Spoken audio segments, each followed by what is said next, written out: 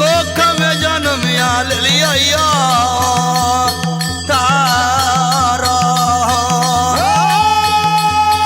सती कोख में जन्म आल लिया तारा देहिया के नम है मोलिनिया देहिया के नाम है मोलिनिया आकारी खमा राज हमर बजैया आकारी खमा राजा बजैया पिता कारण साधु भेष होब नाय हो पिता कारण साधु भेषवा नालिया हो पिता कारण साधु भेष होब न लियाई हो पिता कारण साधु भेषवा नालिया हो कृष्ण के बाबा कारिक महाराज मालिन से कहे छन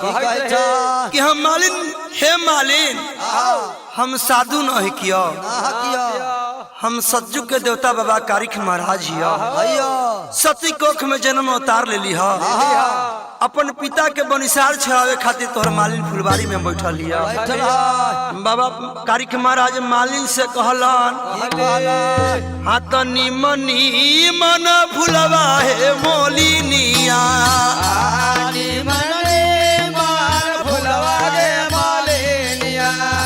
फुलवरिया से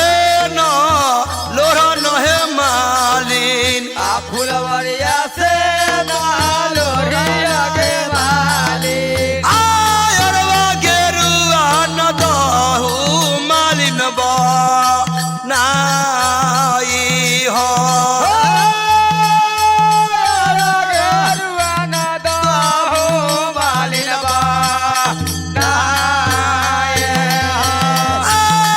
आयरवा गेरुआ न दहु मालिन बा नाई हो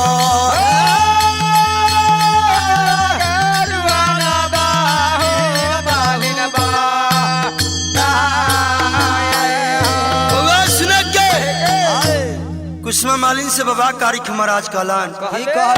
कि निमन निमन फूल है मालिन अपना तू फुलवारी में से लोर ला और फुलवारी में से हमरा लोर के अरवा गेरुआ बना द बउआ गुड्डू को उठावा बउआ उस समय में मालिक कुसुमा बाबा के बोल सुनाई छन तरा के दैया सुनला हो बाबा आहो दिल प्रेम के हाथ सुया न आई डोरा हई हो बाबा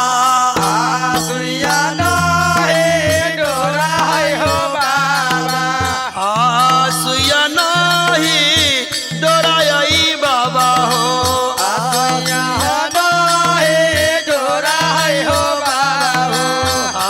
कैसे नब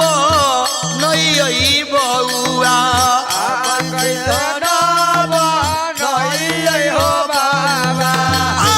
कैसे दिया नयरवा गेरुआ बा नाई हो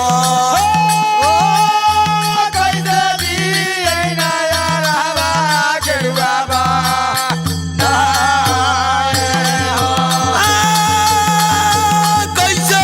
दिया नयरवा गेरुआ बा नाई हो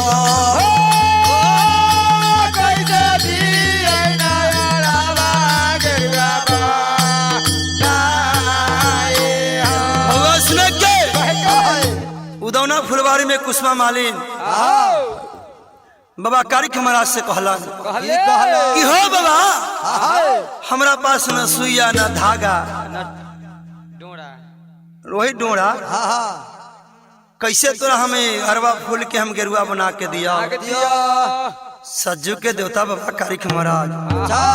वही फुलवारी में सत सुमरलन बउआ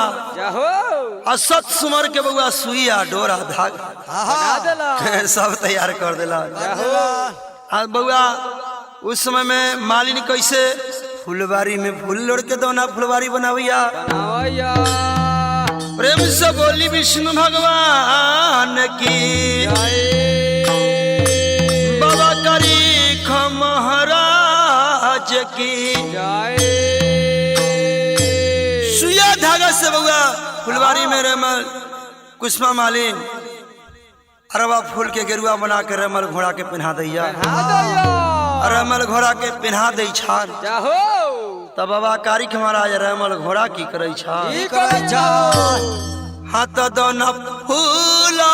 बरिया से न बाबा हो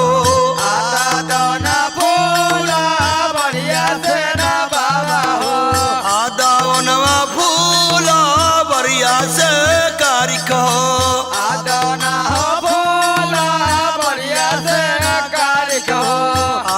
रेमल घोड़ा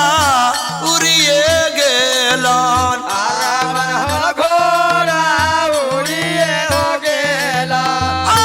चलल जाइया कमरुआ हो देसा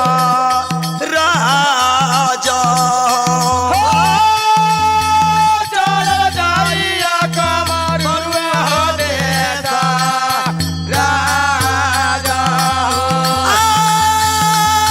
चलल जाइया कमरुआ हो देसा राजा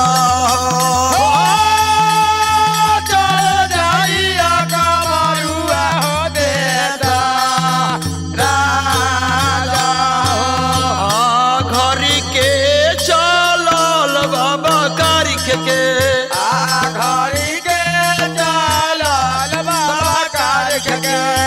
बाहर हो पैरा बीत गेल बाबू भैया हो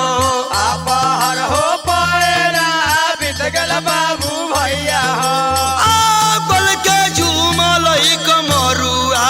के हो से माना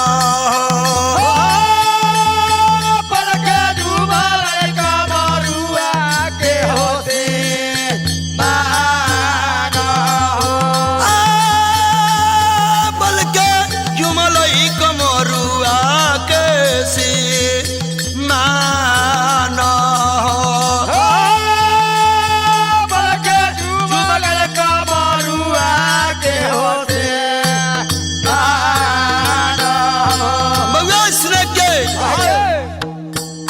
बाबा कारिक महाराज घड़ी पलक में दोना फुलवारी से कामर देशराज के सीमान पर पहुंच जाइया। कामर देशराज के सीमान पर जब पहुंच गइया उराज पर की देखैया हो कामर राज देशराज में जब सीमान पर पहुंचलन उस समैया में बउआ एगो चंदन गाछ बिरछी से मुलाकात हो जाइया। 12 बरिस से चंदन गाछ बिरछी कमरू के सीमान पर सुखल रहे दम सुख के लकड़ी काटे चंदन बिरछी बाबा से सवाल करे लगलन कामर देशराज में बउआ त कहाँ तो घर साधु बाबा हो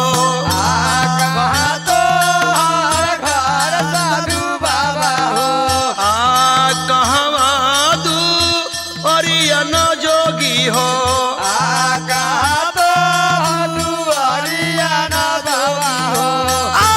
करे कारण कमरु आयल से मान पर हो करे कारण कमरुआ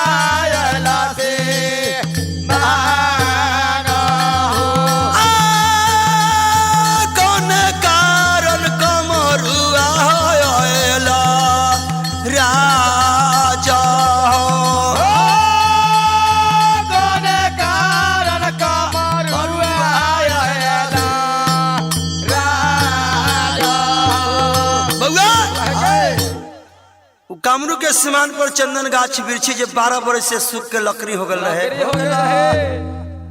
वो चंदन बिरछी बउआ बात करत रहन। बाबा कारिक महाराज से करन की बतावा कौन कारण तू कामरू के सीमान पर आइल ह कामर देश राज पर आइल ह। बउआ इतना बोले सुनाई छान चंदन बिरछी से तरतर करे छान जवाब सुन ले चंदन बिरछी तनी दिल प्रेम के चंदन बिरछी से पहले बाबा कारिक महाराज पूछे लगला कहलन कि हमर घर राजपौली राज में है पिता के कारण हम राज कामर में आयल बनी। जब इतना बोल सुने छन त बुआ उस समय में चंदन बिरछी से कामर देश राज के सीमान पर बाबा कारिक महाराज की कहैया हत कौन ऐसन पिलुआ है गररवा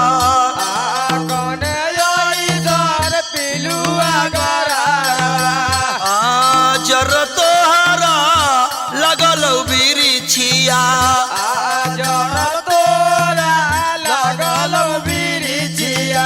आंसू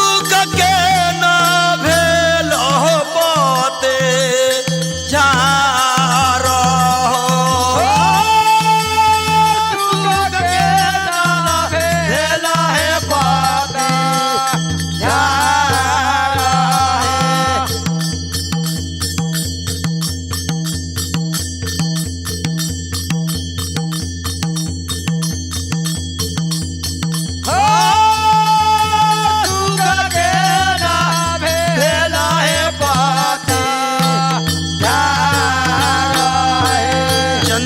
से बाबा कारिक महाराज बोलन कौन ऐसा पिलुआ तोरा जड़ में गरार में लग गलो कि तू सूख के पत्ते पत्ते झाड़ हो गल कामर। जब इतना बोले सुनाई छन चंदन बिरछी कामर रास में करे छन जवाब उस समय में चंदन बिरछी बाबा कारिक महाराज के समझावैया आ कहैया हत राजत कामर में साधु बाबा हो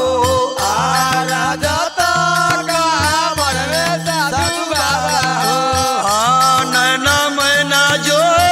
गिनिया रे दोईबा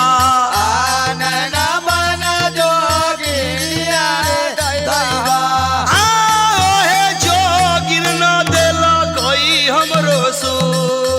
खाई हो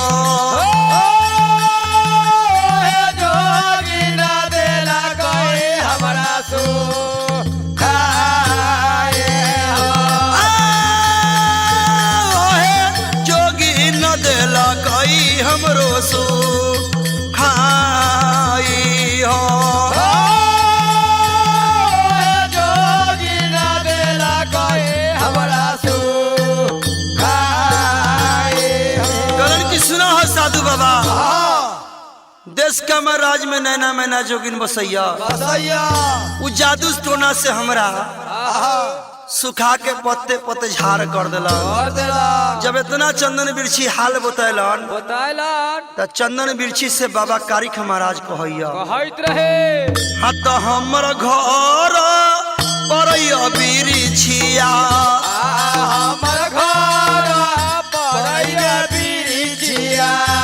परौली देश राज में है चंदन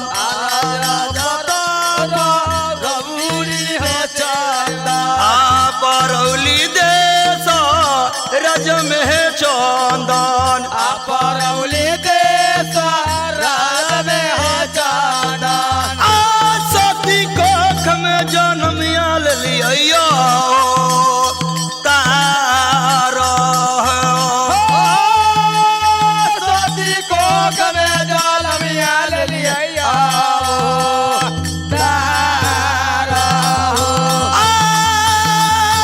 सती कोख में जन्म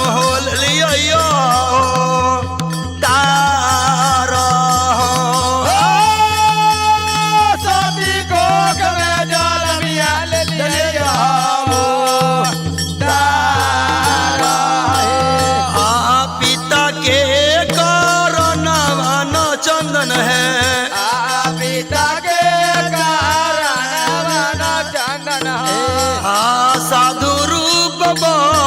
नलियई चंदन है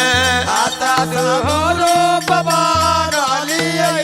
चंदन है आ